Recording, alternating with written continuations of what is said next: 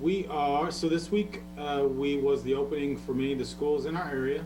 And so there's a lot of things going on with parents and kids figuring out schedules. We have seen a spike in positive cases in college towns around the country, from Ohio State to Oklahoma State and Alabama, and of course here as well.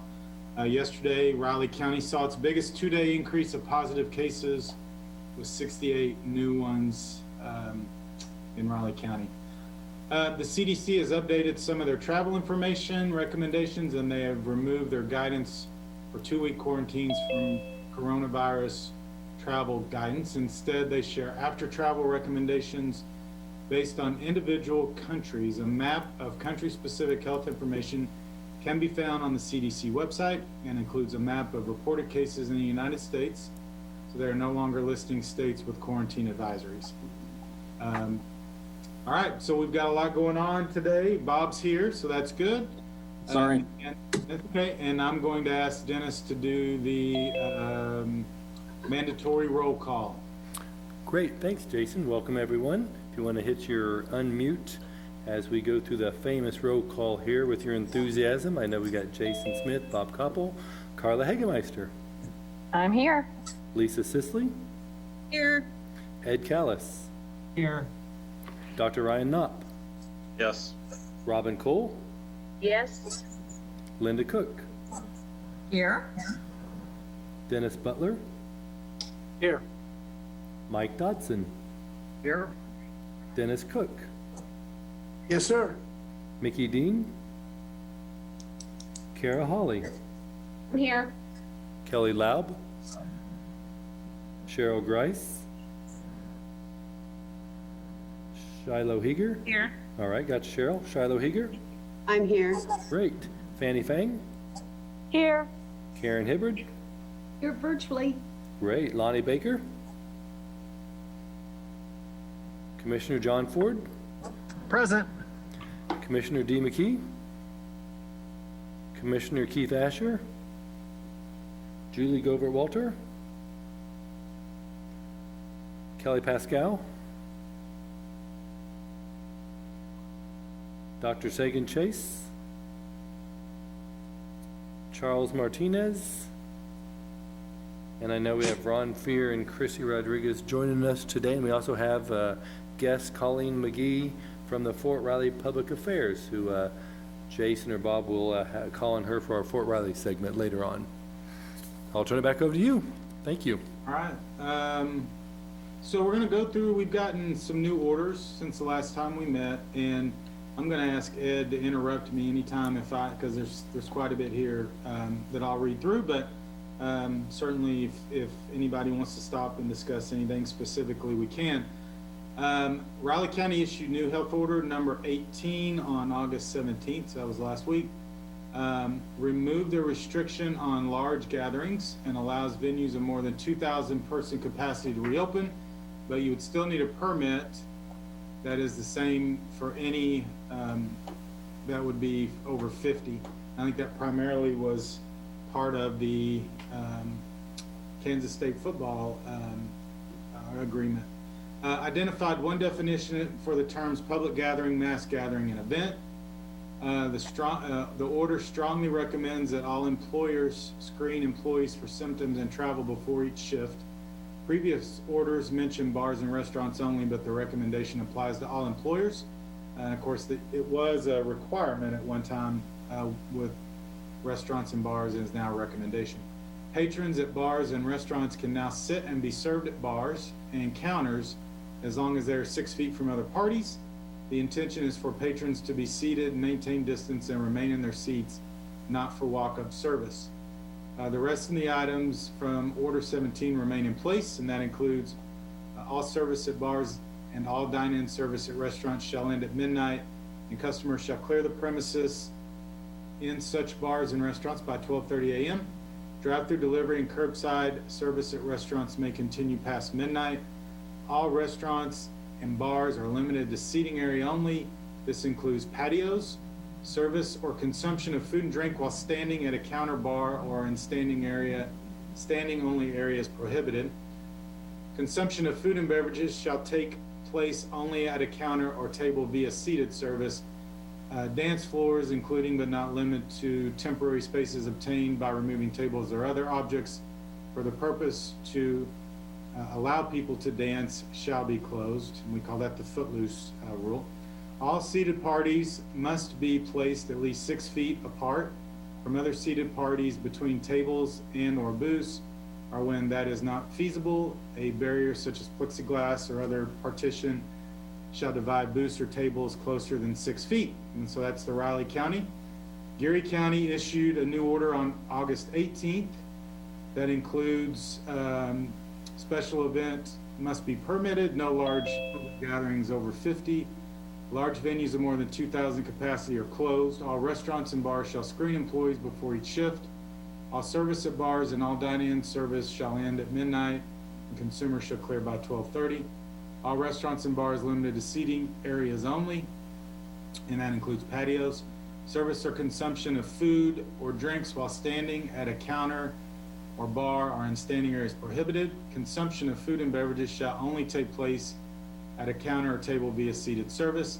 Dance floors are closed. All seated parties must be placed at least 6 feet apart from other seated parties between tables or booths, or when that is not feasible, a barrier such as plexiglass or other partitions shall divide booths or tables closer than 6 feet. Pottawatomie County issued an order on August 19th, basically addressing and saying the governor's order for school does not apply to K-12 private schools or for church affiliated private schools. So I believe that's all of the updates on the orders. Anybody have any comments or questions they want to talk about?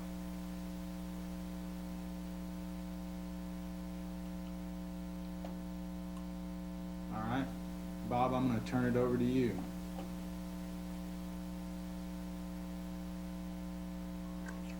So at last task force meeting, I think there were some questions. We had some discussion, but then some questions afterwards and during the meeting about some of the metrics and the data and kind of the measurements that the school systems and K-State would be evaluating to be their trigger for going to full virtual learning. So we thought just to kind of maybe walk through that, make sure everybody's on the same page or understanding of how that's the calculations would be going, that there's different groups that would be making the decisions. We thought maybe we'd have Ed Callis from the health department, Riley County Health Department, just kind of explain some of the data points. And then I think we're going to ask Carla and Linda to kind of walk us through what they see at their institutions. So Ed, do you want to take that first? I had talked to Andrew Adams, who's our epidemiologist and working with this, and I wasn't exactly sure what I was looking at because I'm not familiar with those. So he said he knew somewhat about what was going on in 383 that they've worked with. So he recommended that I had those individual entities talk about their plans, and he wasn't real familiar with what you were asking. Dennis had asked me about what was going on at K-State. One of the things that Dennis asked me to talk about was the percent positivity rate, which I can explain. Basically, Let's start with that. Yeah, that's taking some period of time, and we do it by the week when we send out our reports. So for 7 days, they look at how many tests were taken, and they put that as the denominator, and then how many tests were positive, that's the numerator, and that is the percent positivity rate for that period. There was a 14-day look back that I had seen as something referenced, and neither he or I was exactly sure what that was, other than that could have just been the same kind of percent positivity for a 2-week period. So, but that's when we talk about percent positivity, that's probably one of the better tools we have to decide how ingrained the disease is in the community. I mean, the lower it is, the better, and that's all I have at this point. And I do think that K-State and 383 would probably be able to explain their plans a little bit better if Carla and Linda know about those things. So Ed, is that date of result or is that date of swab? That is the date. Oh, that is a good question. It should be the date. I don't know. I could see it being either way, but whatever way it is, it would be included in the 7-day time frame where they look at all the same period, I don't know, actually. Now that Yeah. you just threw me for a loop, thank you. Maybe can you text Andrew while we're on the call? Because I mean, I do think, especially with weekends, that gets messy if we're not using date of swab. I think that's what it is, but I'll try to get a hold of him. Okay. Just, and a lot of people don't know, but he will be leaving within the next 2 weeks for a different job.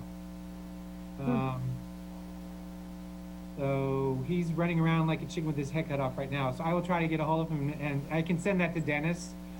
And if I can't give it to y'all this meeting, he can send that out. I thought I knew what I was talking about, but thanks, Bob, for Well, no, just, it's one of those things that come up in conversation today. It's like, well, that's a good question. I will just ask. Okay, no, I will look that up, and he might wind up showing up behind me here in a little bit, but I can't swear to. So I will find that out to get it out to the group as soon as I can.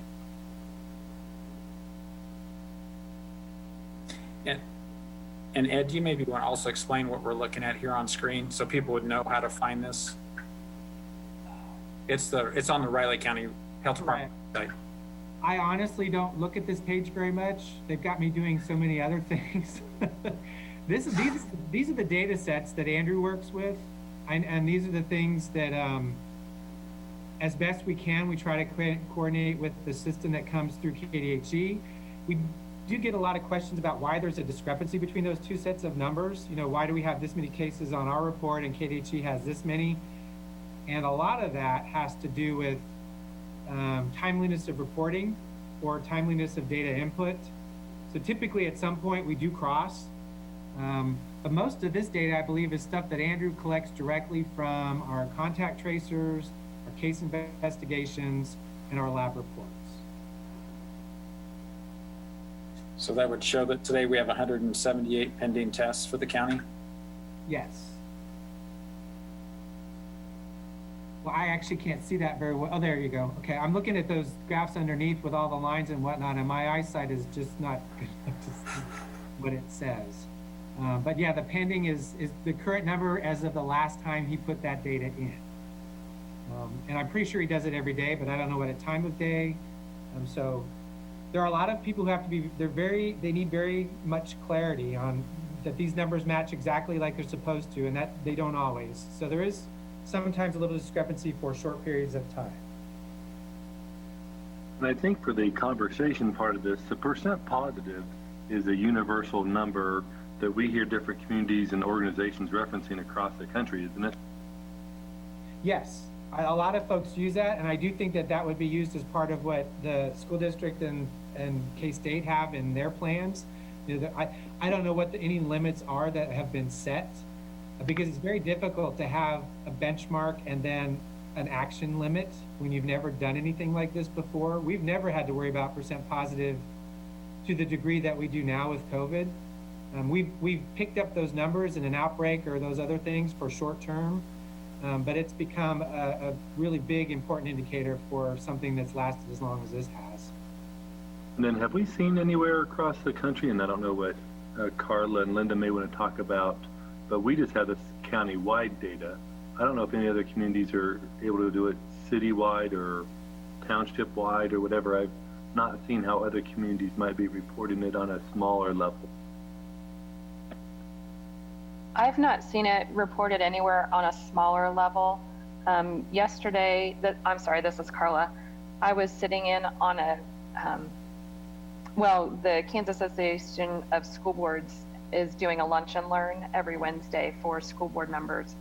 And yesterday, the group of people that they had presenting were the group of physicians, and I'm not gonna say the group's name correctly, but the group that basically put together the statewide Department of Education gating criteria.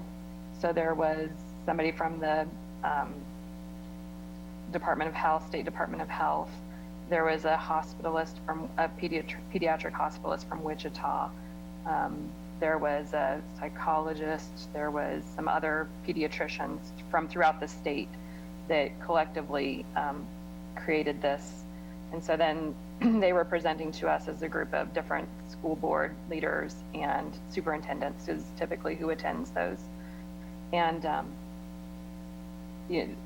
most of what they were talking about was countywide and using that, the data that's available from the Department of Health, the KDHE website. Because there are several school districts within the state that straddle counties, or have one portion of their school district that's in a much more urban area, and then another part of their school district with other schools that are in a much more rural area. So they kind of are having to straddle the fence on that. But most of the data that they're using is county data, not broken down to cities or smaller portions than that. Well, And I think that systemically, I mean, it's county health departments that are doing the data collection. Sure. You know, you made another statement there, Carla, about gating criteria. So I'm trying to think about different terms that people may not be familiar with, or if someone can, because I want to make sure people understood the percent positive and we got those numbers or where they come from. Gating criteria, is there some other definitions that we need to step back on and level set with some people? Sure. And Dr. Knopp or Ryan or Ed, if I mess this up, then roll on in on that one. When I use the term gating criteria, I'm using it in particular to schools reopening and what our status is. So when you guys talk about what are we looking at for how we're deciding whether students are everybody in the building or a portion of students in the building or everybody distance learning. So gating, open or close the gate for who's coming in and how many people are coming in. So it's kind of the limitations or the limits of how we're looking at that. So that's the term that we're using on that, kind of loosely. And the State Department of Education released out a recommendation or guidance for what school districts could use to make those decisions. Not required for districts to use. And so our district ended up working with the health department to kind of simplify that information a little bit more. I think for some of the really large districts, probably the more broken down gating criteria was probably more helpful to them. But essentially, to answer kind of all of those questions that you guys have been getting at for what 383 is looking at, it's within our reopening plan. And I want to touch on this and just say at the very get-go that the gating criteria or the percent positives is a piece of what we're looking at. It is not the whole picture. It is not every part of what goes into what makes our decision about what level of open or service we're doing for kids in buildings. And essentially we have it divided into, for the criteria, it's green, yellow, and red. So those colors should make sense to most people. And what we're looking at is the percent positives in the previous 14 days. So when you had that screen pulled up before, and there's the graph with the red line and purple line, we are looking at, and I have to think back because I looked while you guys were talking, we're looking at that red line. We're looking at that graph right there, that bottom right-hand graph, with the past 2 weeks positive or percent positives. So for us to be in green, where we would have everybody in our building, then we would be at a less than 5 or less percent and steady or decreasing new cases. For us to be in yellow, which is where we are right now, where we're in a hybrid model where we have half of our students in person Monday, Tuesday, everybody is learning from home Wednesday, the other half of our students are in the buildings on Thursday, Friday, then that's the previous 14 days show 10% or less of positive tests and steady or decreasing new cases. And then the red zone, which would mean that everybody is learning from home, then its previous 14 days show more than 10% positive test results in the county. Now, a couple of things, because I know that the results of the last few days have certainly caused a lot of consternation and concern in our community, especially since yesterday was our first day of school. So I know that people are watching that. We want to be careful about how we make decisions, that we make them in a way that allows parents time to make accommodations or figure out what they're going to do. And it also is not just an impulse change, that we want to make sure that we are looking for, not one day that sends us over the top, but is looking for those trends. And we're doing a lot of communication with the health department about what are we seeing and where are these positives coming from. If we have an outbreak or something that is in a community or an area of our county that doesn't really touch the school district, say it was at a nursing home or in Randolph or something like that, that doesn't necessarily impact our student body as much, then there might not be necessarily that change, versus if we're having positives, there's an outbreak at one of our schools, then that obviously would make a big difference. So I know that folks are really watching things carefully, and we are as well, for what might change our situation. But I think we want to make sure that we're making our decisions carefully and deliberately, and taking in as much information as we can before we make those decisions. I don't know if that made anything clear or not in a situation that's not terribly clear. And I might jump in and comment. That's all exactly true, and I agree with what Carla said. From the clinical task force standpoint, we have long endorsed the positivity rate as a fairly good universal marker of the effect of the pandemic on a community and the severity of community transmission that's transpiring. And most all epidemiologists accept it as such and find it a very useful marker and tool. There are others to look at, and I suspect the health department and others are looking at these, just like our clinical task force is looking at markers like incident rate, right? So how many new cases over 2 weeks per a defined amount of population, let's say 100,000 people. And so then you can sort of compare apples to apples across communities of different sizes. So there is incident rate and then trends in incident rate, and you can look at school absenteeism, and you can of course look at hospital capacity and ventilator usage and deaths. And there's actually a very good marker that's hard to quantify, which is outpatient capacity. And what you've all heard me say many times is we only can just feel that and see it in our day-to-day work in terms of volume of phone calls and testing and swabs and those things. So, from the clinical side, quite frankly, we incorporate and look at all those markers when we're trying to judge the effect of the pandemic on our community. And I suspect in many ways that's exactly what Carla and USD 383 and Riley County Health Department are doing. You're trying to take all these variables into account when you're making decisions, and understanding that we all know this situation's fluid, things are going to change day to day, and it takes a while to establish trends. And then when you react to those trends, it takes a little longer yet to put measures in place. So I appreciate what Carla's saying in terms of not making any knee-jerk reactions, at any particular point in time. That all being said, I think everybody on this call knows that we've definitely had a trend of worse, over the last 3 weeks, and particularly the last 4 or 5 days. Sort of on the front lines of this, I'll say our percent positivity rate just in testing on an outpatient basis is definitely, shooting up. And we all understand sort of what demographic and segment of our community we're seeing those rise in numbers. It'll always just be the question of the ripple effect, right? So where will the college age 18 to 24-year-old large spike extend to, right? Where will that ripple effect go? To what other segments of our community? Of course, I've said all along, I think USD 383 has been well prepared and done a great job and has great protocols in place to make things happen safely within the walls of our school. It's just a question of what will transpire outside the walls of our schools in the community, and what effect that will have on teachers, staff, students. So, we're as a clinical task force, we're where everybody else is. We're definitely concerned with where we're trending the last few weeks, but just hoping all of our measures of precaution can mitigate spread, and hopefully in some ways there'll be some sort of wake-up calls here and there where we can reel in behavior and focus people more on the precautions as we move forward.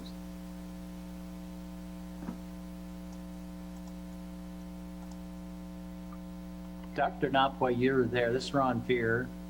Could you speak, obviously, CDC came out with a recommendation, was it yesterday or 2 days ago, with Yep. Regard to asymptomatic testing and not having to test asymptomatics as much and follow that. I think there's been a lot of discussion about that. I think it's a piece of data we don't really have, and I just, I think, quite frankly, the doctor's offices are probably our best barometer for that, about how many people that are calling you, assuming they're calling you because they have symptoms, or maybe they have knowledge that somebody that they were near was tested positive, so that often generates a call. But I don't know if the clinical task force has a data set of, how many folks that are in touch with you to get testing authorization have symptoms or don't have symptoms, and just kind of what your take on that whole issue is. Yeah.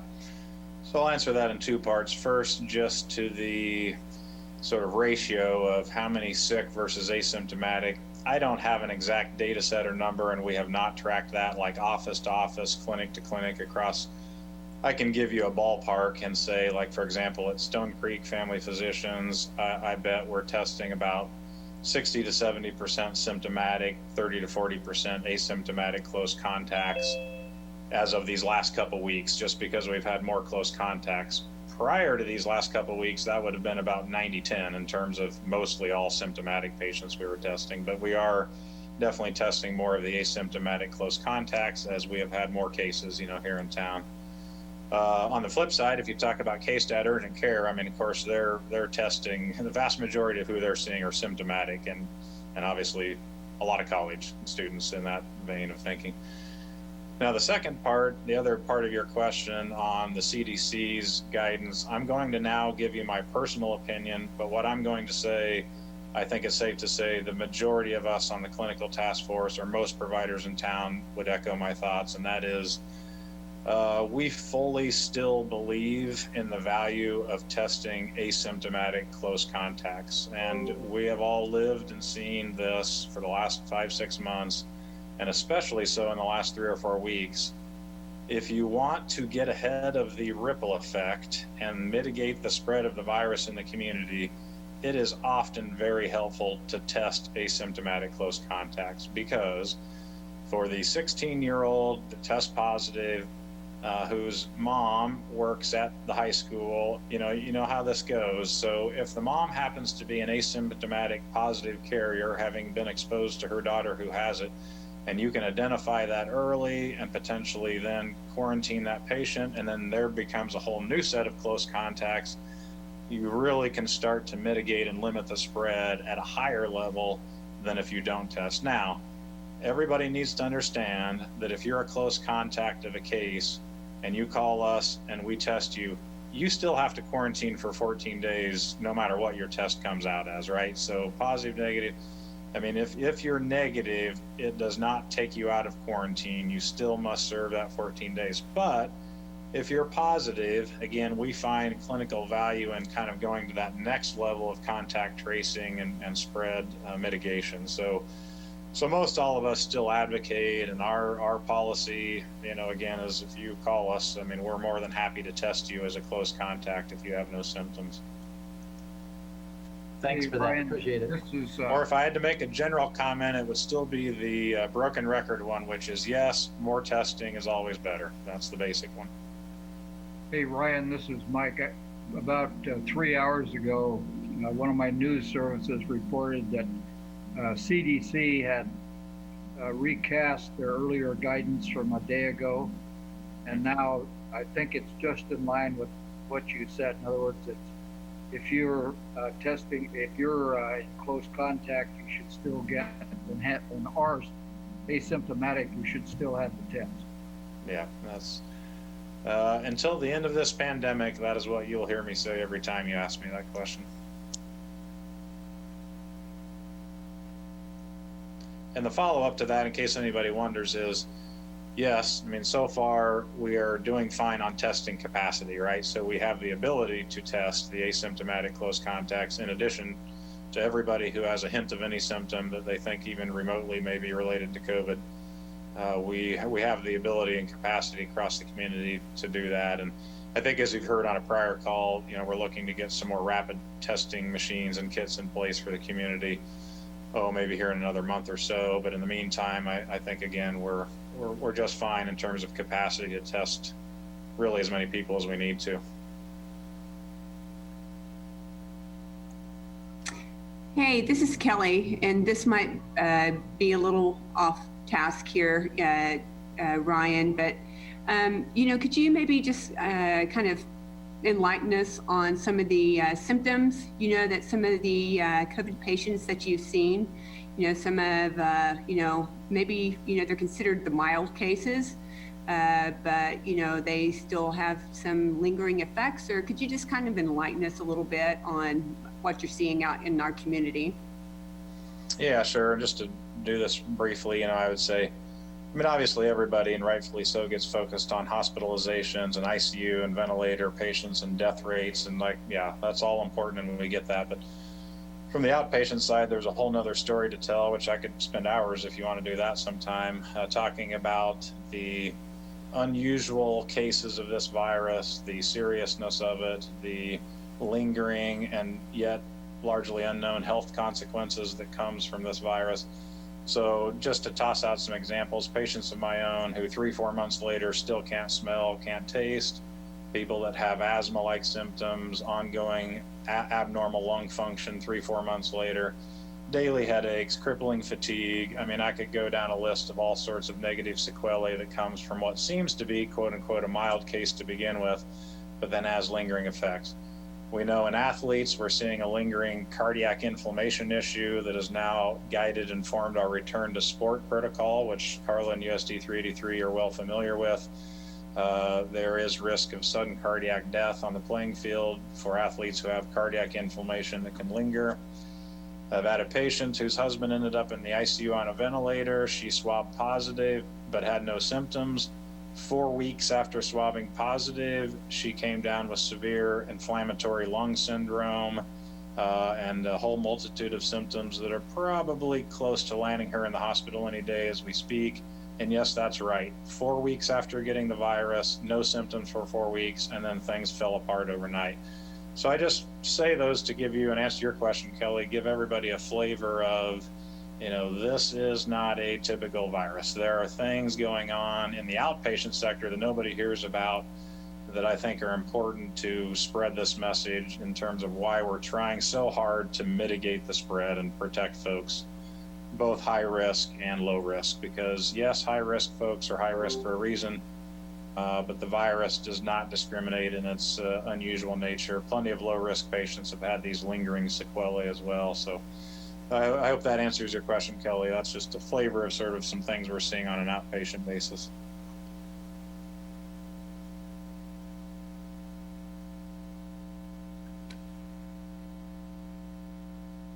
Carla, was there anything else from USD 383 that you want to share before we move on to Linda?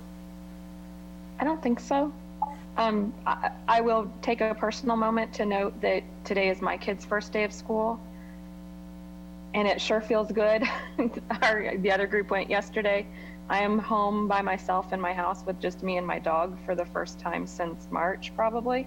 Between my kids being home and my husband having knee surgery this summer, he's back at work, light duty, and my kids are at school, and there's just nothing like being home by yourself every once in a great while. So there are glimpses of some normal things that are happening, and I think we all, as we have COVID fatigue, as people have talked about, it's all a matter of perspective, and it's a matter of finding the things that can be back to normal or can be close to normal, and holding on to those real tight. So I probably have another 25 minutes before one of my kids gets home from school, and I'm relishing it.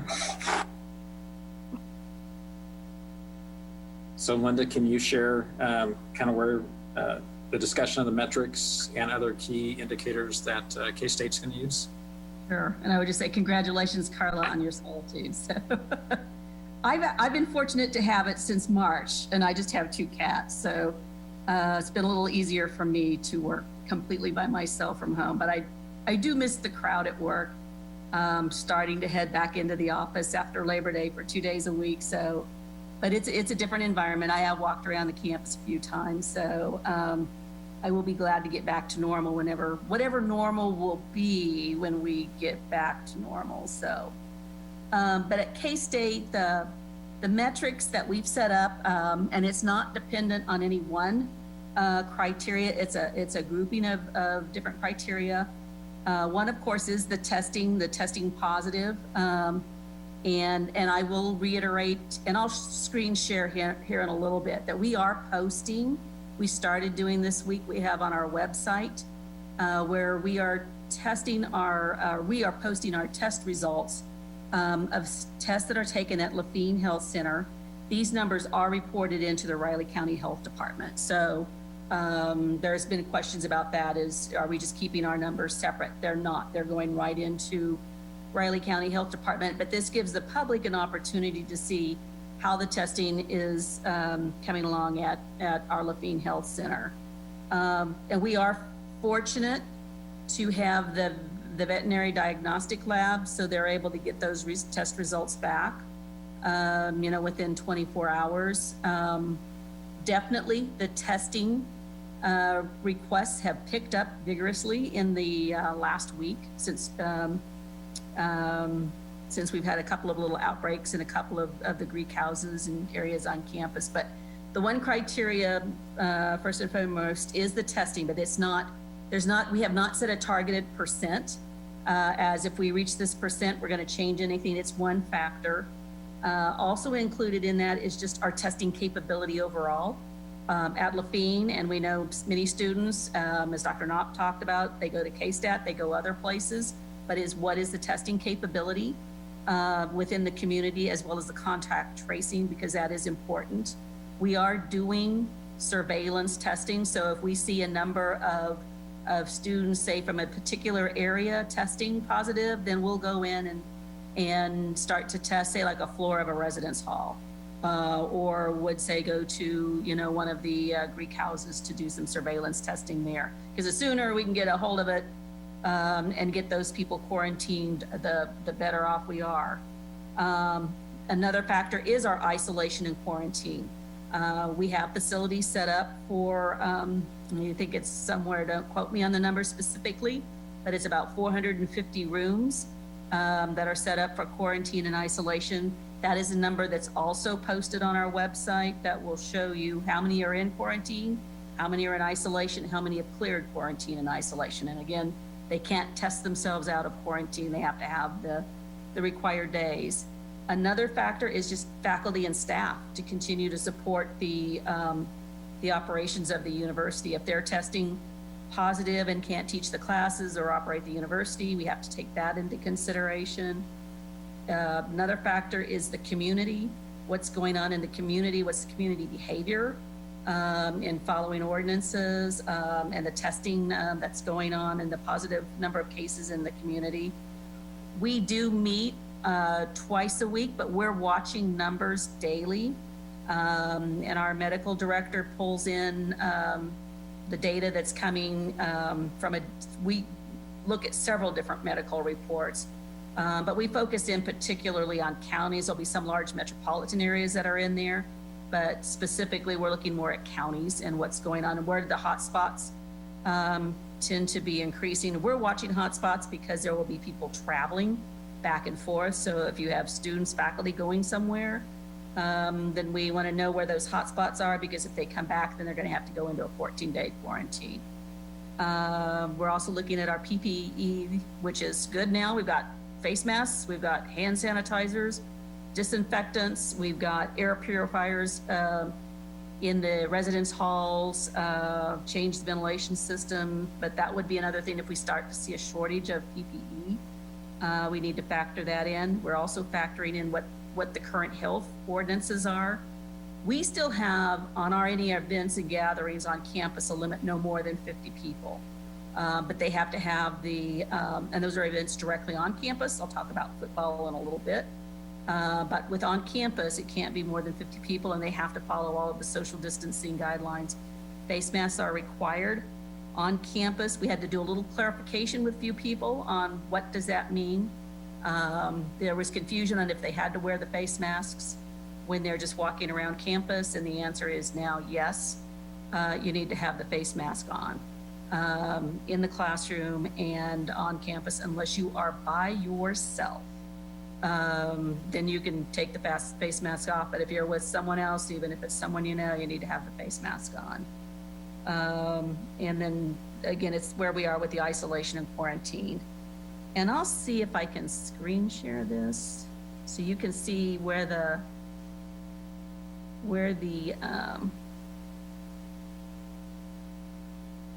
what's on our report. And if you'll, this is on our, if you go to the K-State website, and there'll be a page that says the coronavirus. And if you click on the dashboard, then that's where you will see, and if you go to that COVID website, you're gonna see every guidance, every regulation that we have. It's pretty encompassing website. But we will include the cumulative data since time began with us on this pandemic. And then we will have the weekly testing results. So we're gonna be showing the total tests that were conducted. Again, these are at Lafayette. Again, all this is reported to Riley County Health Department.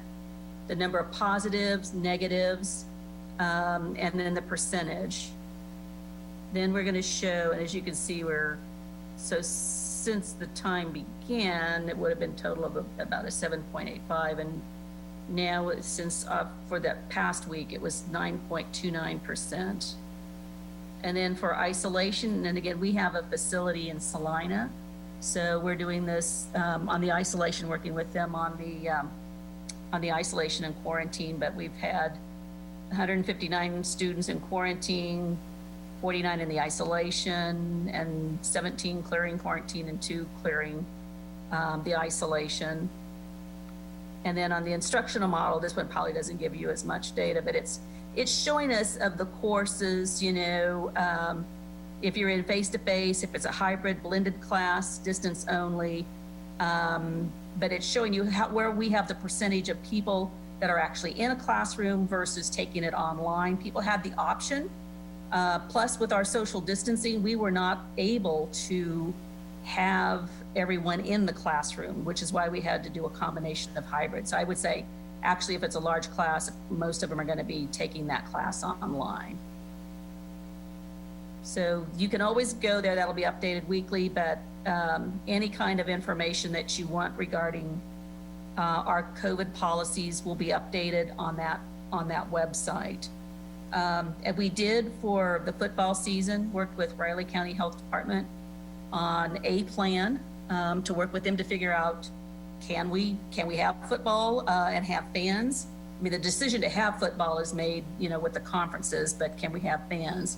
So the athletics did put together a plan that's pretty rigorous.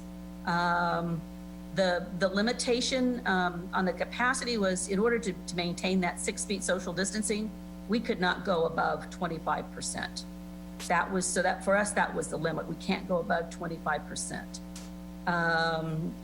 So down in the bowl of the stadium, that there will be the social distancing that will be set up as the tickets are sold, and as we'll have staff in there to help maintain that social distancing there, and up in the concourse area.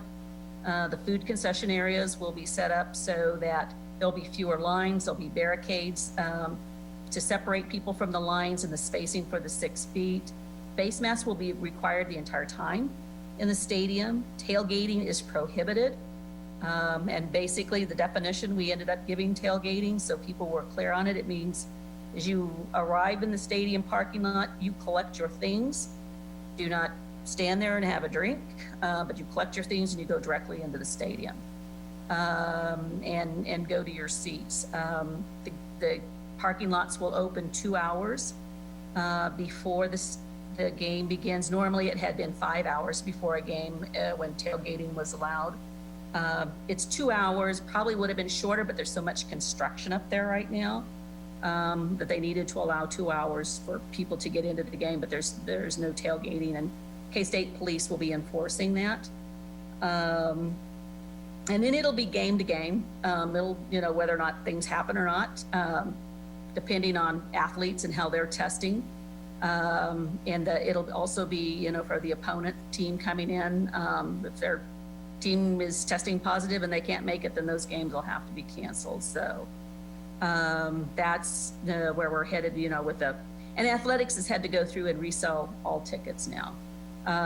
So they're in the process now of determining how many people still want to attend games. And so that number, we're not up to the 25%. So people do have concerns, and you know, they have some options there on what they want to do, if they want to defer tickets until next year, get a refund, that type of thing. So that is probably more than what you needed or wanted to know, but are there any questions? And we have had, you know, we had some conversations, you know, particularly with students living off campus, you know, about, you know, what's happening, you know, out in the community, and, you know, their role and responsibility in protecting their fellow students' health, as well as the faculty and staff that are around them. So I would say, you know, students adhering to the face, you know, wearing the face mask on campus and maintaining the social distancing has been going better. And we're definitely hearing students say, oh, I realized just now how vulnerable I really am. And so we're continuing to work closely with them, answer questions. We're finding that a lot of them maybe hadn't focused on, you know, what does it mean to social distance? You know, what does it mean to wear the face mask? You know, what are the guidance, even though you can keep publishing it, until sometimes people are told directly they don't know. So the president, the vice president of Student Life have been meeting with many different groups. Obviously, it's easier for us to control that in the residence halls, but I would say the students have had a lot of really good questions and weren't aware of some of the things that they needed to be following, and really weren't as informed about what this virus could actually do to them. And we've had our medical director talking with them as well.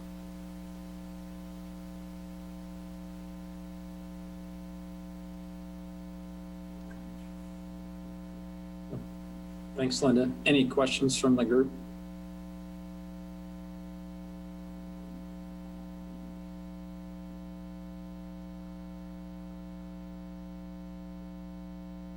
Well, go ahead, Bob. I was gonna say, I'm gonna hand it off to you. Okay, so we talked about the schools, and we also wanted to give an opportunity for Fort Riley to discuss any new orders from the new commanding general, or discuss some of the quarantine protocols they have implemented as more soldiers and their families are returning to the region after being stationed in South Korea. So I believe Lieutenant Colonel Kelly is on. He is not, but we have Colleen McGee with Public Affairs, or Okay. Kelly Pascal. All right, Colleen or Kelly, one of you want to? Sure. So, as you know, we have welcomed our newest leader to Fort Riley. So we have Major General Douglas Sims. He arrived just 2 short weeks ago. He acknowledged that Fort Riley has done a pretty good job, phenomenal actually, and the words he used at our town hall meeting last night were, "You guys are crushing it," as far as mitigation efforts. We did have an update to our frequently asked questions, and that you guys know where to find that. That's on our COVID section on our webpage, just like you guys have COVID sections on your web pages. He also made a note to say that even before he got here, he'd been watching what we'd been doing from DC. So that's been kind of a win in the Army's book, but mostly he attributed that also to the partnership that we have with you guys, making sure that we're, you know, marching hand in hand together on the efforts that we make. So he's also directed that all the protective measures that we have in place currently remain that way as we're going forward, and just, you know, watching what's going on with our numbers statewide and regionally.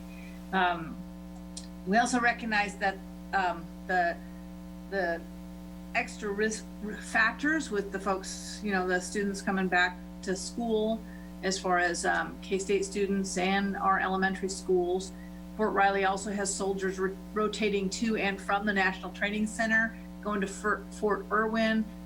We've got flu season coming up, and we're staying that course for now, but the coming weeks we're going to continue to set policies based on conditions, not time. looking at things from a reality-based perspective. Any questions for us?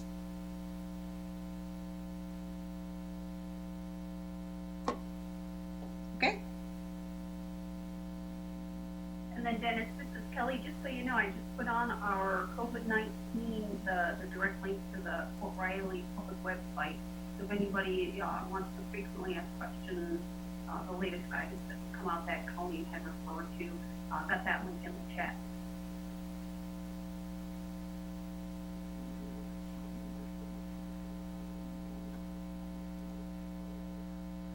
Thanks, Kelly.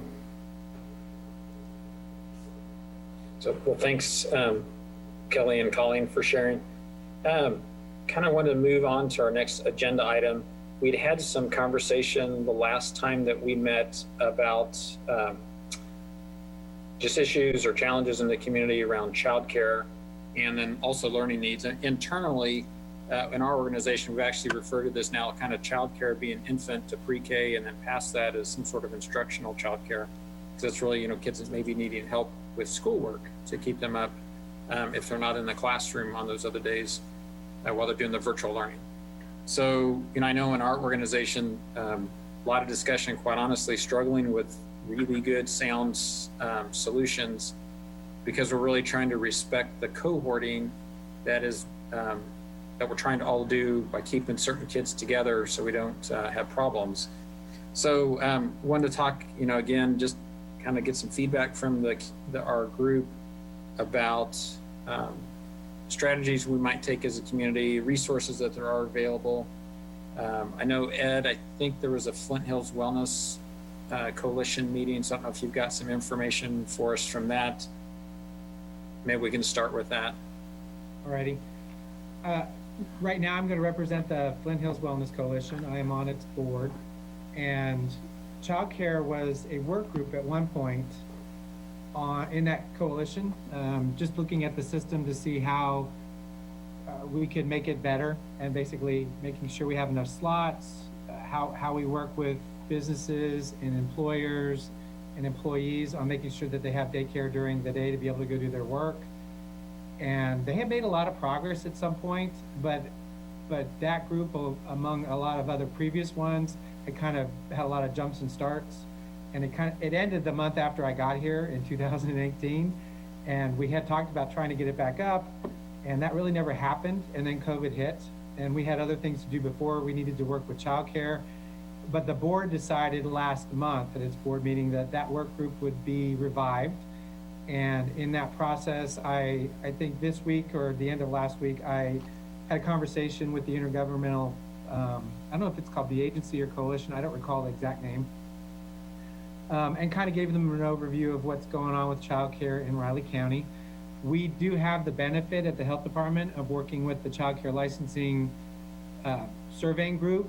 Those are the folks that actually go out and inspect, so they have a lot of access to data. So we did provide the current number of licensed facilities, what the capacity is for those facilities, how they're divided by age groups, and presented that to the intergovernmental group. And we also did learn from KDHE, which is the entity that licenses those license groups, that they've added during this emergency other options for people to do childcare that are not requiring licenses, and we talked about those a little bit.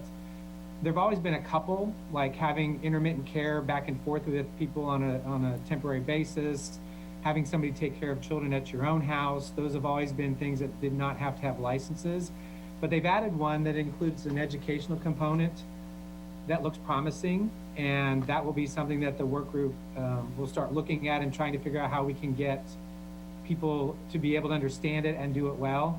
And basically that's offering, I don't recall the exact term, but basically an educational exchange, whether that's amongst families or run by a business that wants to do that. So this group will kind of look at how that could look. And we did talk about that a little bit at our last meeting here. The other thing is, for the longer term, how do we recruit more permanent licensed childcare for this community? And how do we start incorporating educational things into things like home daycare, where there is not a huge component of that because it's very difficult to do?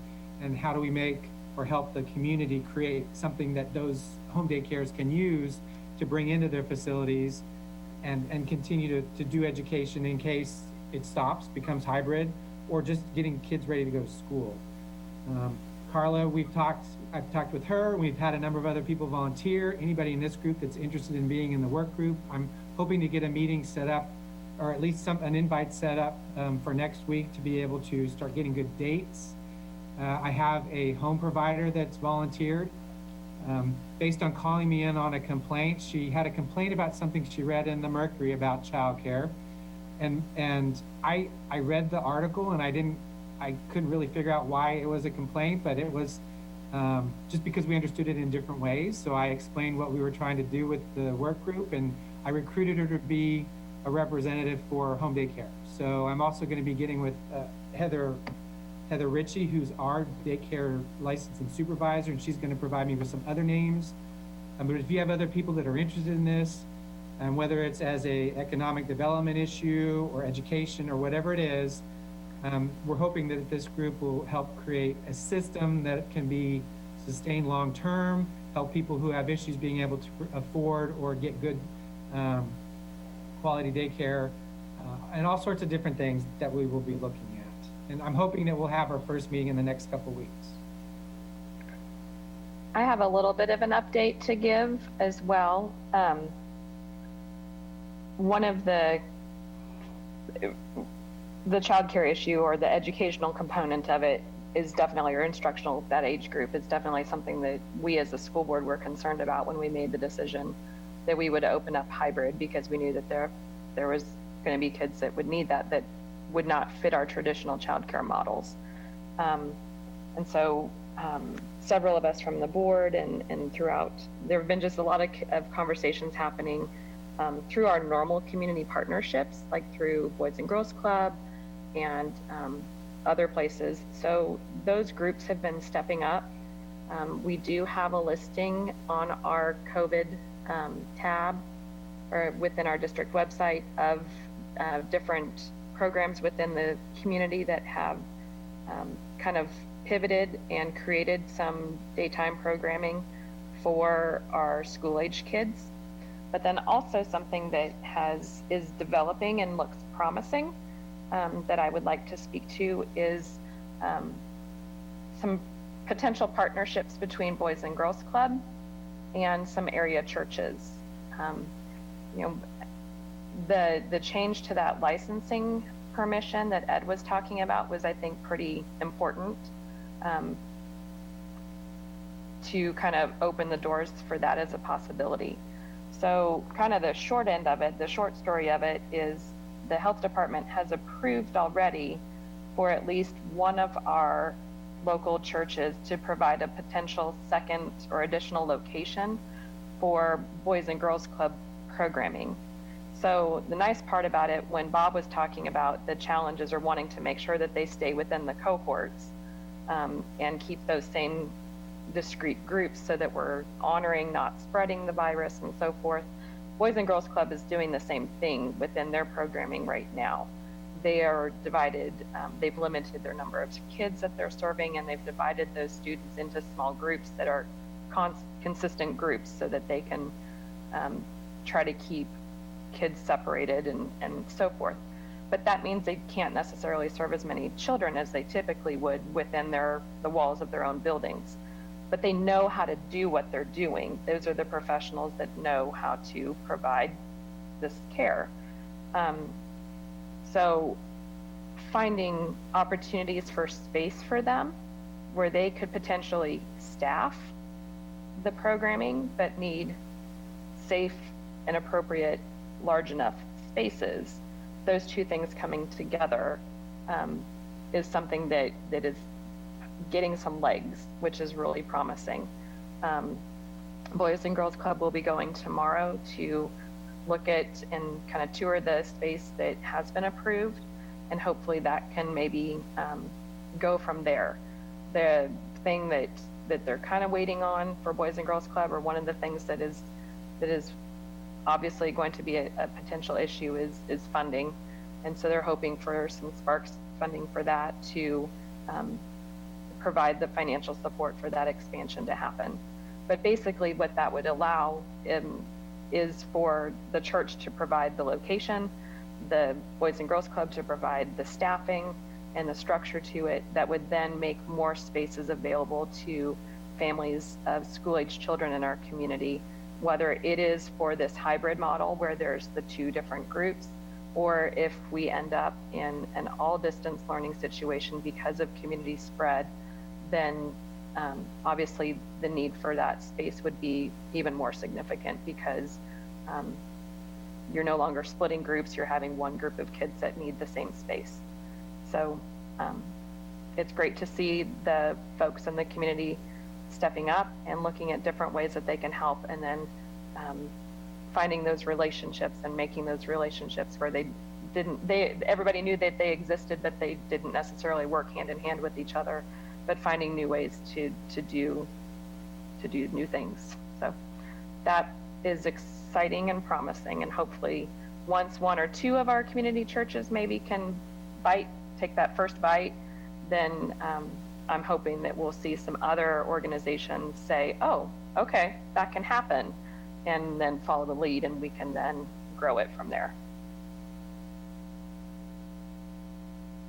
I did want to mention that option for having non-traditional unlicensed facilities that offer those educational opportunities is basically time limited to however long the state of disaster for Kansas lasts, or until the schools go back to in-building classes all the time. It only will apply for hybrid programs. So once the school goes back to being in school all the time, that option's gone. So we do definitely need to kind of look at what can we do long term. Had a question on who can volunteer for the committee. Pretty much we're looking for people who have an interest in the childcare, but that also have maybe some specialized knowledge or know people that can help with making things move forward. And Lisa talks about recruiting retired teachers and those other folks. I think that would be a great idea, and that will be all conversations that this group has. And the other one will be making home daycare more of a profession and a business, and making people look at it like that. I've actually had people who wanted to open daycares come to us and say, well, as I was leaving prison, the matron said, because I only have a high school education, maybe I could go into daycare. That's not really where we want that to come from. Not that they couldn't, but we really want to make it more, we want to give it a higher profile. We want people to know that the people that are taking care of their kids during the day are doing a good job, their children are safe, and they're in places that are going to offer them what they need to offer them while they're in out-of-home care. So, but yes, like I said, anybody that you know that might be interested, just have them email me.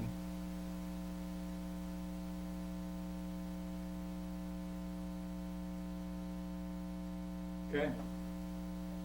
Any other comments? Okay, well, we're going to talk a little bit about some things going on in the community.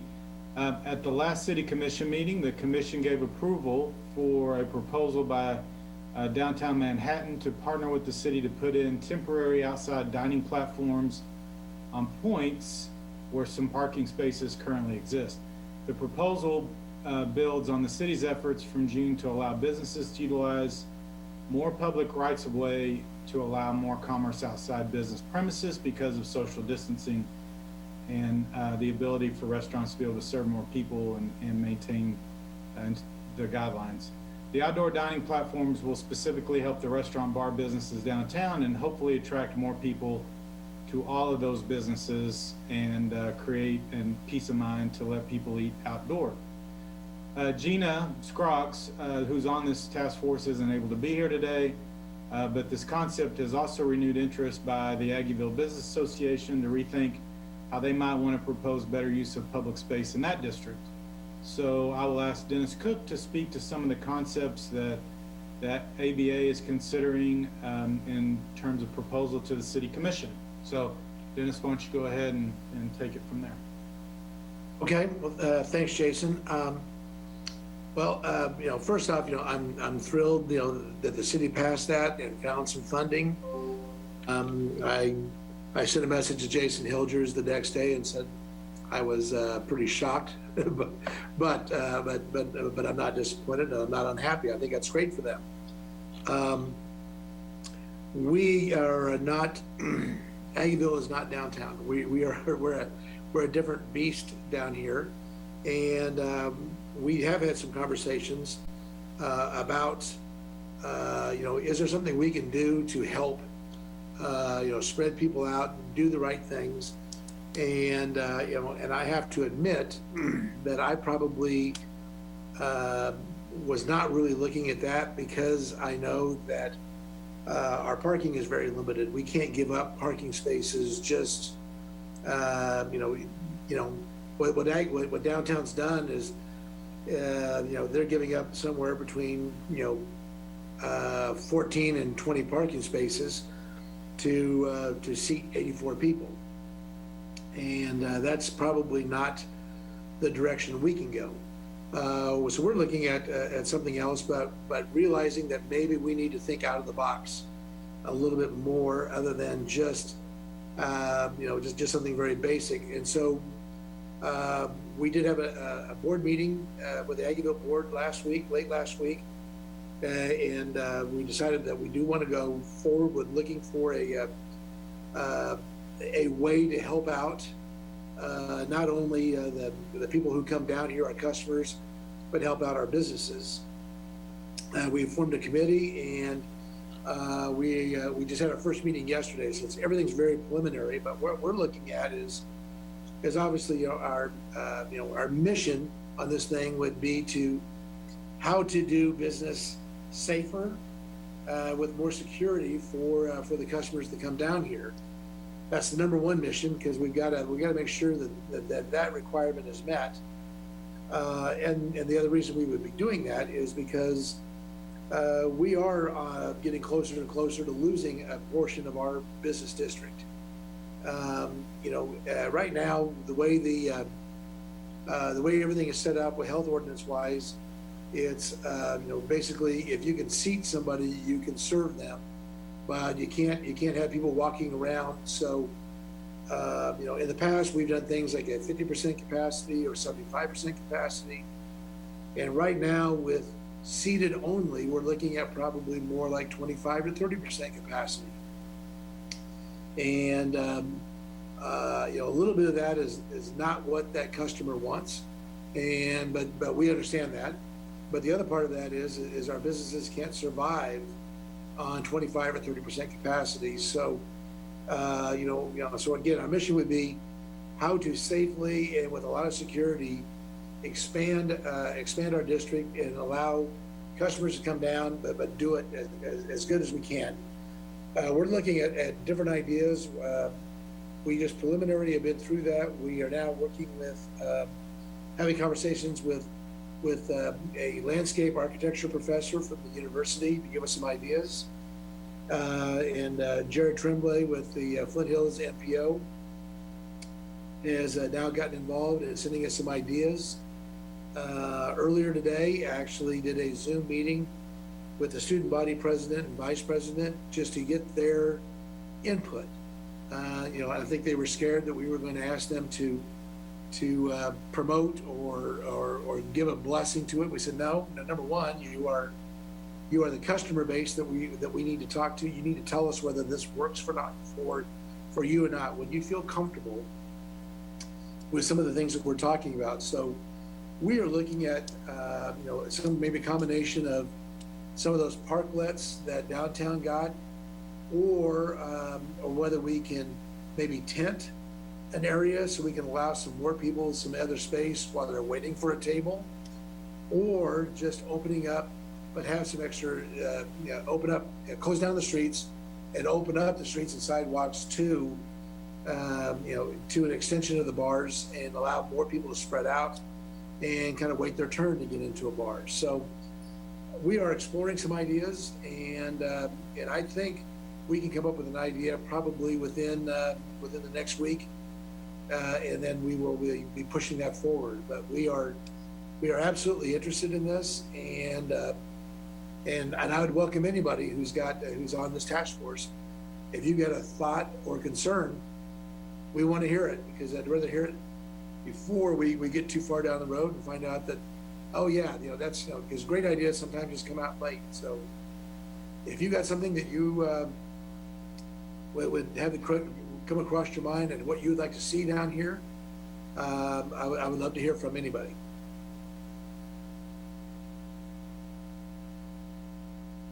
Okay.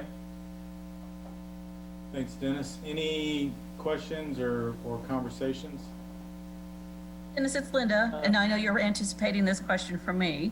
But how do you plan to enforce and work with the businesses to take a responsibility and enforcing the social distancing and the mask wearing? Because we all know, unless, kids, when they're told to do something, they'll do it, but and sometimes with a little resistance, but that's where we're having to be, that force on the university. So how in this environment would you do that? And I know what they talked about for downtown, because I was at that city commission meeting, was that they are having these tables spaced out, the 6 feet. There were a lot of restrictions with it that's going to be controlled by the restaurant. So how would you do that in that environment down in Aggieville? Well, it's, those are all the questions that we're asking ourselves, because we know we have to answer them. If we know that, basically the way the rule is written, and maybe that doesn't really answer the question, but the way the rule is written right now is, when you enter a place of business, you're wearing a mask. When you're walking around, you're wearing a mask. But once you're seated at your table with the party that you came in with, you can take your mask off. And we know that's kind of, even that's fuzzy, I can't believe that there's that many groups of 10 that show up all together. I think that might have been a 4 and a 3 and a 3, but within 5 minutes, they're now a group of 10, and somehow that works. I know that if we're going to try to do something, out in the street or in a parking lot or something like that, well, number one, just the idea of standing only and not providing any seating or tables is probably just a lost cause. I don't think people want to do that. So I think we're going to need to provide tables and chairs, and I think are looking at that. And just as a preliminary thoughts, we're looking at no tables of 6 or 8 or 10. Maybe all the tables are 4s, and that still allows plenty. We can't seat everybody, but there'd be some. But this would give an opportunity. I think it might be a little different since you're not on a patio that's 40 feet by 40 feet. You're on a 2-block street. If Linda, if you and I were out having a drink together and we're walking the streets of Aggieville, and I want to do that sometime, but I can't imagine if you and I had a drink and we were out on the street that we would go stand 2 feet away from people we don't know. I think there would be just a natural spreading out if you were standing. And then I think so. We're looking at if we would spread the tables out and smaller tables. I think we would kind of get maybe the best of both worlds with that. Again, it's we're kind of just we're trying to map it out as we go. But that's kind of the idea: is as you walk in, as you're around people, as you're going in and out to go get something to drink. Obviously, you'd have to get masked, get your ID checked, etc. And then you would treat the outside just like you treated the inside. If you're with a group and you can be seated, or in this way, if you're just in a small group, you probably could take your mask off. But that would be, but if you're milling around and you're going from place to place, you'd probably put your mask back on again. Yeah. If I can't remember for sure in the ordinance, but I think the ordinance is you can take the mask off if you're actually physically eating and drinking, but if you're sitting at your table and you're done eating and drinking, that you need to have the mask on. Now, granted, most people down in Aggieville are going to have a beer or something to drink. But the ordinance, the way the ordinance is being defined and all that stuff is, you wear a mask. Say, we're going to go into So Long Saloon. As you wear a mask going in. When you get seated, we can take our mask off to be together. When a waitress or waiter comes over to take our order, mask back on. you know, so we're getting a third party to walk up, we put a mask back on, and then when the waiter takes our order and walks away, we can take our masks off again.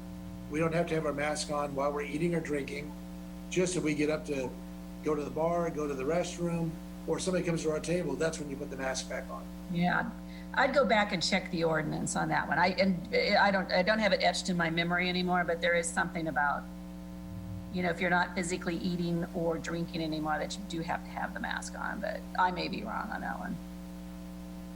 Okay.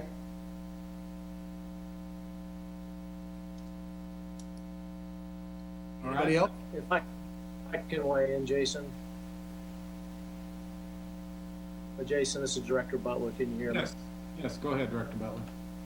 Yeah, just in reference to Dennis's suggestion, what they're looking at for Aggieville, just some initial thoughts of mine, and I always preface my remarks during these calls with how important it is for us to do our best to allow our businesses to operate and survive. And I think about that all the time as we are expected to carry out our enforcement and education duties. The one thought that I had, and I know Dennis said they're getting about how to make this work, is currently with mask enforcement inside of businesses, it's a little more straightforward with the expectation for us to monitor that when it's inside of the business and someone's in charge of that premises. If there is, and I know City Commission would have to approve the idea of allowing patrons out in the street to consume beverages, that would have to also be approved by them. But my thought is, once they're outside of the business and milling around and we are faced with mass violations of the mask ordinance, then it becomes a little trickier for us. I mean, then we're going to be in a situation where we're rounding up or stopping a ton of individuals with no connection to the business that served them in that area, which is attracting them down there. And I think the enforcement part of this becomes a lot more complicated.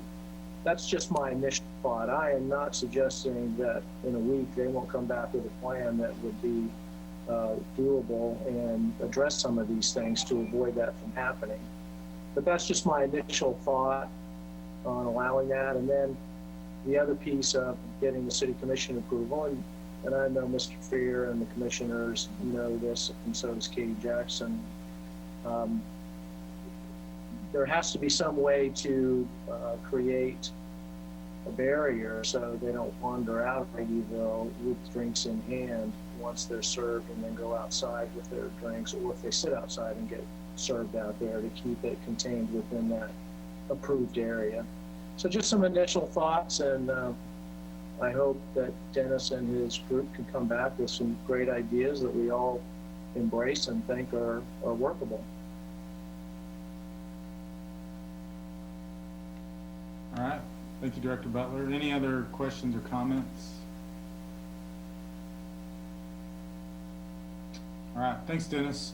I have one last thing, and then I'm going to have to get off a little early, and Bob's going to close it out. But we've talked for the last 2 weeks about the Safe and Open campaign, which came out of this task force. And we've got a lot of interest in that. I know the stickers have been printed because we have them here at the chamber. So it's good to see that. I think Dennis is going to give us an update on where we are with that. And again, I apologize for having to get off early, but I have a 3:30 commitment. So thanks, Dennis. Hey, thanks, Jason. Just a quick update this week. Keep people in the know. We actually have 120 business signed up through the MHK Safe and Open, as well as the Flint Hills Safe and Open. And so as Jason had just said, we are doing the distribution of the marketing pieces through the Chamber of Commerce here in Manhattan, and then also work with the Flint Hills Regional Council for some outlying areas. But people are still very interested. You'll see more of the buttons and stickers and flyers with Safe and Open in the community as we continue to go forward. And just want to encourage you to direct people to that website, mhksafeandopen.org. Thanks. Bob?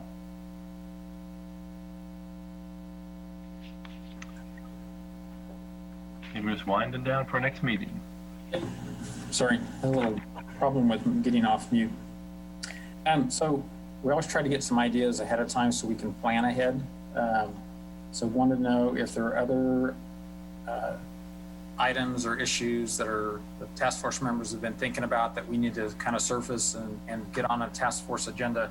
So one, just ask that question first, because we're going to plan again. We're going to meet in 2 weeks, but we kind of helps get ourselves organized.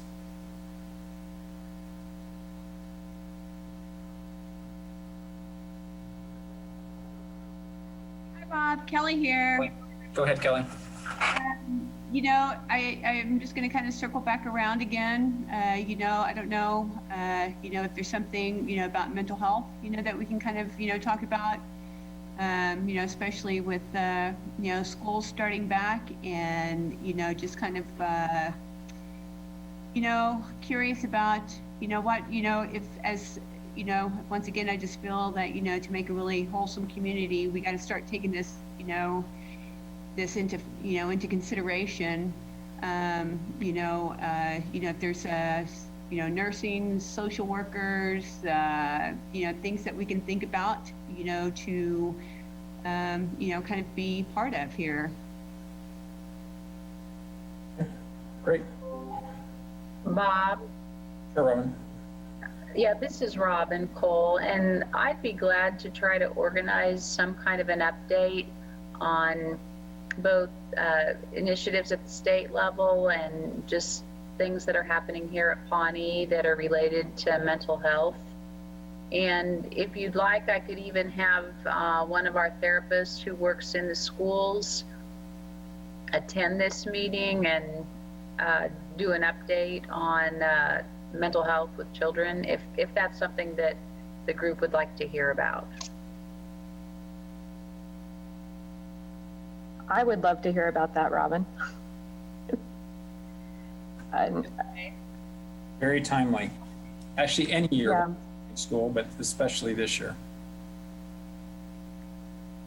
Well, yeah, so I could work on both, an approach just about mental health initiatives in general, and then something more specific about mental health with students. Perfect. Okay. I would include it for, well, I know our faculty and staff are feeling the same kind of pressure. Mm-hmm. So I would say, it's just your workforce in general. What are some things we can consider to help them? Because they're on the front line and I know they're feeling very stressed right now. Yep, we'll do that. Oh, that's great. Other topics?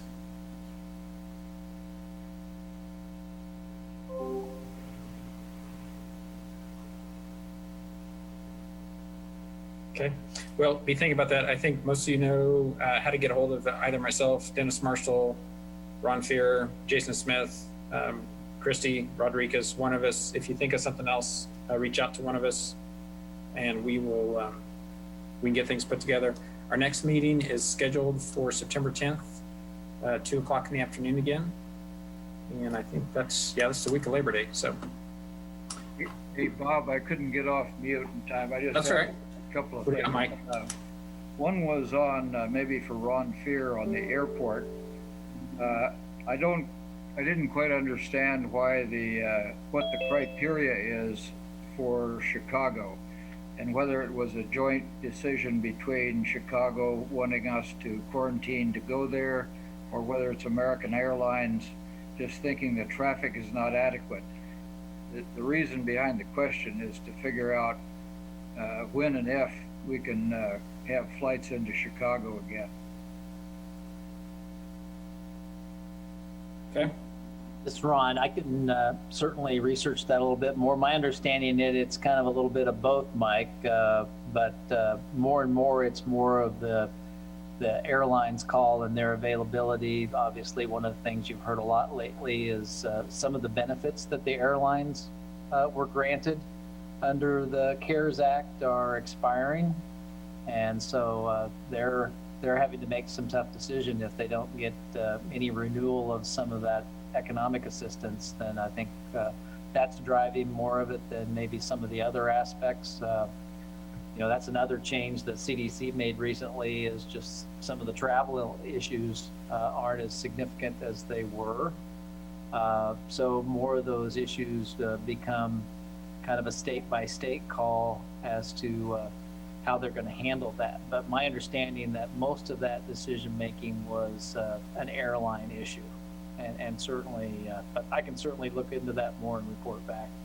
Yeah, what you may have noticed that they just announced today that there may be another tranche of funds coming for the airlines. So hopefully that will come to pass and we can get back on track here locally. That'd be good.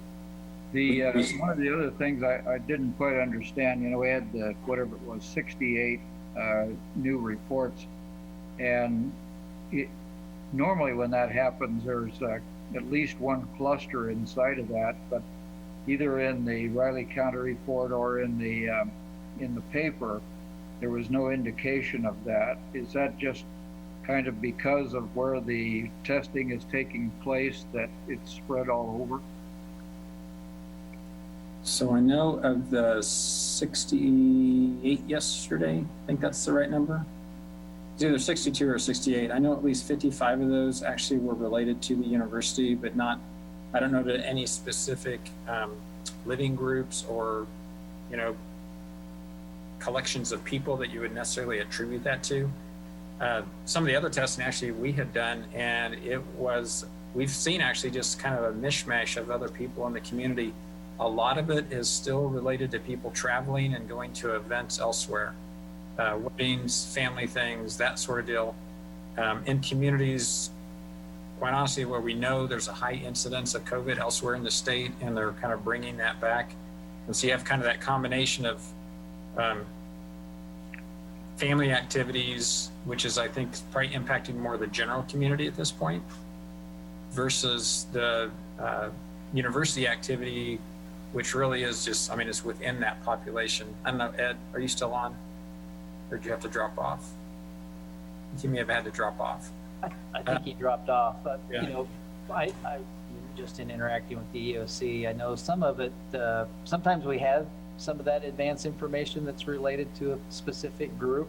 A lot of times we don't find that out till the contact tracing. We have the positive test result, now we do the contact tracing.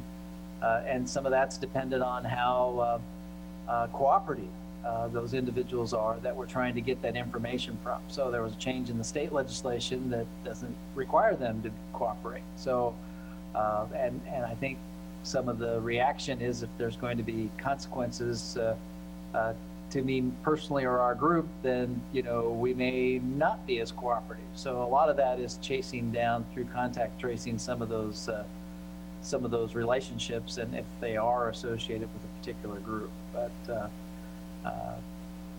we can see if we can report on that a little better. But usually if they have information on a group, they'll report it. So like Mike, when they were releasing that yesterday afternoon, some of that data had just come back to the health department within the previous hour or two, because that's when the lab results were coming back. And so there had not even been an attempt to do some of the contact tracing yet, because they had literally just gotten some of the results back. Yeah. One other thing too, and maybe Ron, we can ask about this with the airport service, we still have other states that have travel limitations on people from Kansas. And that's because of our incident rate within the state, not specific to Manhattan.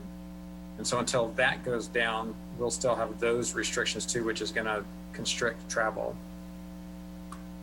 But I don't know whose list we're on still, as being undesirable in that respect. Yeah, that's a tough one. I'm not sure. I'm sure we could probably identify them, and again, that's kind of up to that traveler to understand potential consequences of if you go there, and that includes passing through that airport potentially, as to whether or not that's going to impact you, and whether your employer is aware of that or not. And KDHE may have to tell us what the criteria is, because I doubt that anybody understands it at all. Once it rises above X%, I assume, then the other states see that on the CDC or something and say, okay, well, you're now on the bad list, so. I do know Dr. Norman talked about that a little bit in the update he gave at the state level yesterday, and just some of the issues that go with that. And obviously, I think he said we were the top 6 as far as our per capita positive rate is one of those factors in some of those restrictions. Yeah. Okay. The last question, this probably started when you started working on the child care piece, I think at least 2 weeks ago. One of my experiences out at Fort Riley several years ago, and I think this is probably more true today, is when you try to put together child care services, the administration, that is the paperwork that's required and the cost that's required for most, at least the mainstream child care, is pretty onerous. And so I think as we go forward, just to make sure that whether it's temporary or whether we want something that's more long lasting, we've got to figure out if we can propose ideas to KDHE or others, and a lot of them are set by the federal government, not just the state, kind of figure out how we get ahead here, because otherwise trying to start one of these things is really difficult.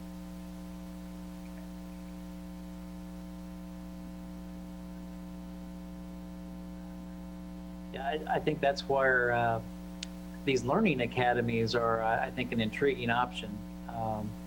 And I guess, I don't know, Carla, I don't know if you could confirm this. One of the things we've heard is that there's going to be a challenge for student teachers to meet their requirements for graduation because the school district isn't hiring, since there's not as much in person, that a lot of them are having difficult times finding positions. And I don't know whether that's true or not, or if you've reduced the number of student teachers.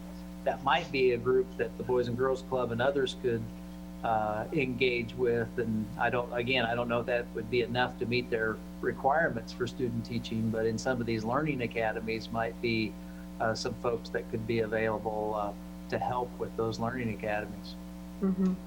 I don't know that that's true. We're still doing our student teachers at USD 383.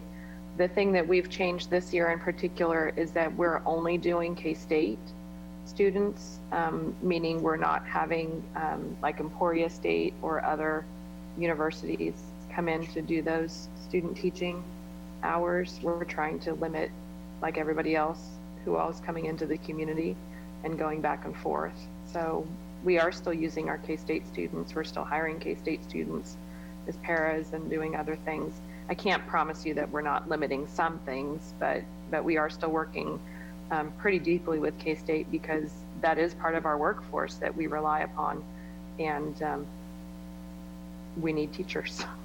Sure. Whether it's this year or next year, we need those teachers. That's great. The other aspect or model that we've seen is if you were to pivot to all online,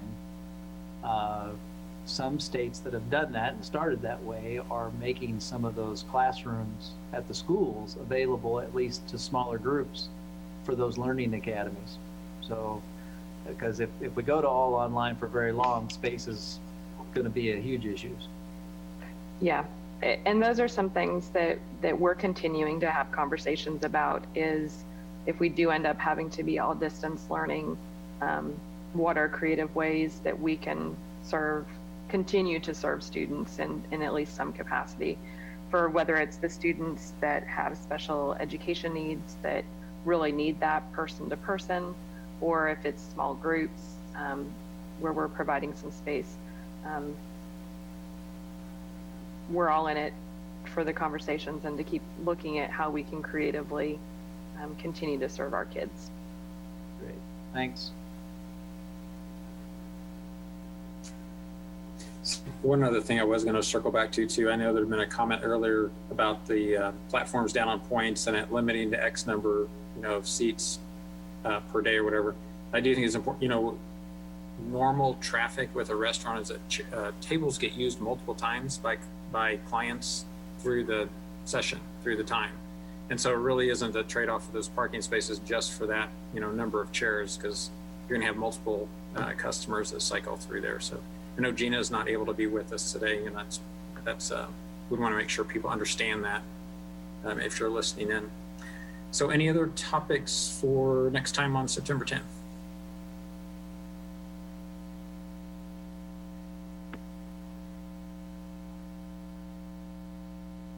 Anything else, Dennis Marshall, before we sign off?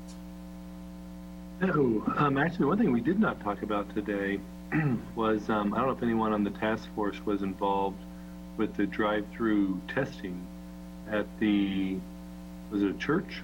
I thought I heard a report there's like 400 people went through and had the free testing and food. So I don't know if anyone had an update on that. That'd be the only thing I'd add for today. So I can provide a little, and this is all secondhand from people at the health department.